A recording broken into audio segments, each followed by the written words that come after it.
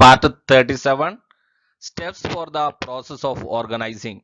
Process of organizing. One of the most important functions of a manager is organizing the work of all of his employees. Organizing is one of the toughest and most important functions of management. Let us learn more about organizing and the process of organizing. The concept of organizing. Organizing essentially consists of establishing a division of labor. The managers divide the work among individuals and a group of individuals, and then they coordinate the activities of such individuals and groups to extract the best outcome. Organizing also involves delegating responsibility to the employees along with the authority to successfully accomplish these tasks and responsibility. One major aspect of organizing is delegating the correct amount of responsibilities and authority. The formation of organizing is a scientific process. According to Peter F. Drucker, the lack of proper formation of organization cannot sustain for long time. Hence, the unit is slowly destroyed. It is through ensuring proper steps of the formation of organizing that the functional relations are established in a proper manner, which should be done properly. It is saying that formation of organizing must one do in a scientific and well planned way. It is the toughest and most important activity about an organization. This is organization is not done well, it will affect the entire functioning of the organization. It will affect each and every activities of the organization. Maybe organization going to shut down also. So take care in the formation of organizing. The first step, clarification of objectives. Before formation of organizational structure, it is necessary to have the clearly defined goals and its proper understanding. The main and the sub goals should be properly interpreted and on the basis of which organization is formed. Hence, the establishment of proper goals and with proper clarity is the first step towards proper organizing. The obvious first step in the process of organizing is to identify the work that has to be done by the organization. This is the ground level or basic level will begin. So the manager needs to identify the work and the task to be done to achieve the goal of the or goals of the organization. Identification of the work helps avoid miscommunication, overlapping of responsibilities, and wastage of time and effort.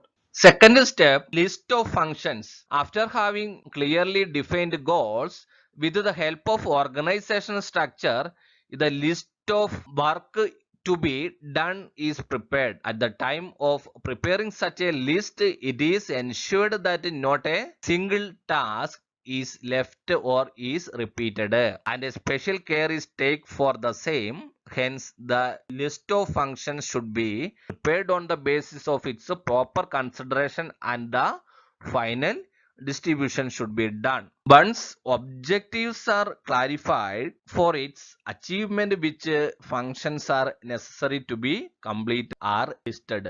At the time of listing, care should be taken that some important function may not remain left out, as well as there should not be duplication, repetition of any function. The listing of functions, there should be a proper thinking over the same. Third step, departmentalization of function. Once when the list of functions is prepared, the work area similar in nature are classified and similar functions are placed together. Then the division of work is done accordingly. Work is divided as per purchase area, sales area, accounts area, etc. And then work division and specialization is planned. The division is planned according to nature of unit, geographical area, work area, etc.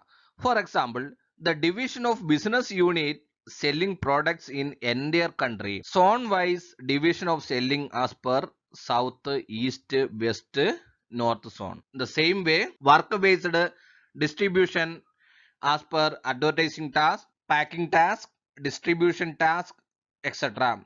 In sales department is also considered at the time of division of work. For the sake of a smooth flow of work and smooth functioning of the organization, similar tasks and activities should be grouped together. Hence, we create departments within the company and divisions within each department. Such an organization makes the functioning of the company way more automatic. Depending on the size of the organization and the volume of work, an organization can have several departments and divisions, and every department has a manager and representing them at the top level of management. Smaller organization, sometimes these departments are clubbed together under one management or one manager.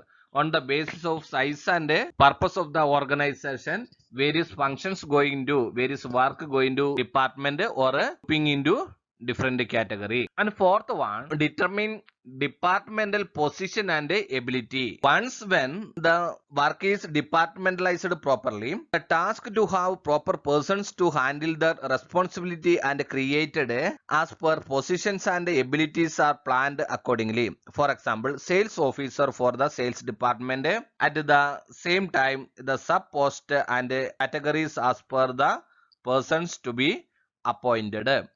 Going to appoint a different department and its heads. Process of organizing departmentalization of function, and it going to identifying and different work and different persons going to appoint for different positions. Small and big scale, its officials number going to change. After making proper departmentalization for minding the responsibility of each departmental function, departmental position and the necessary abilities for the same are determined.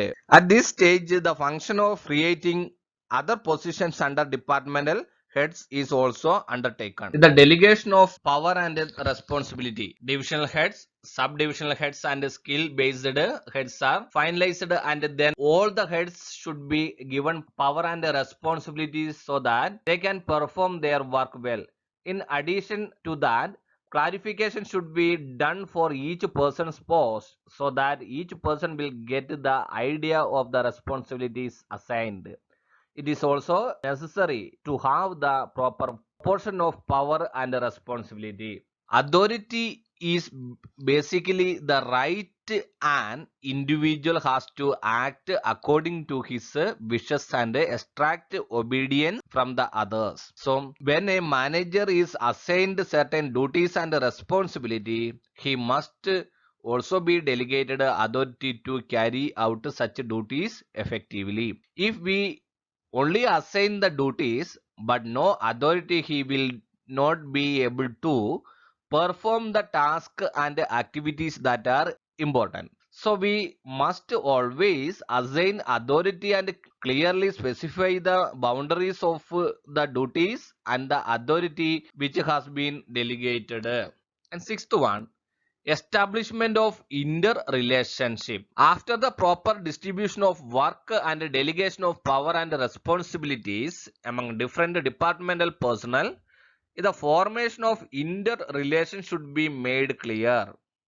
With the help of departmentalization, the power and responsibilities are decentralized, but the same can be centralized with the help of formation of interrelations. Finally, the manager must ensure that all activities carried out by various employees and groups are well coordinated. Otherwise, if it may lead to conflict between employees, duplication of work and wastage of time and effort, he must ensure all the departments are carrying out their specialized task and there is harmony in this activity. The ultimate aim is to ensure that the goal of the organization is fulfilled. In the organization, with the departmentalization, there is a decentralization of authority and responsibility, sharing of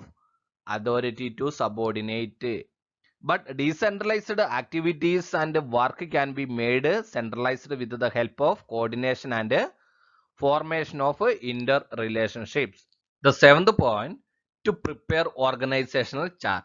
In order to enable the people to have the perfect idea of each one's position, a proper chart should be prepared. Such a chart should be properly prepared and the same should be displayed on the notice board. Organizational chart showing each and every worker or employee or different persons have their duties and responsibility with the intention that the officials and employees included in the organization should know about their positions and interrelation among themselves in the form of figure or a map or a chart is prepared of the organization.